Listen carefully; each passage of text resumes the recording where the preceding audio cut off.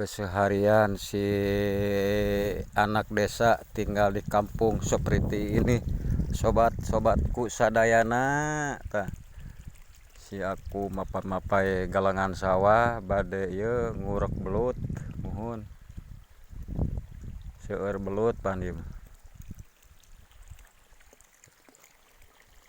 Alhamdulillah caina normal, alhamdulillah teu ieu teu kagaringan muhun. Tah si aku balas kuleukeun dina galangan sawah teh melak leunca tah.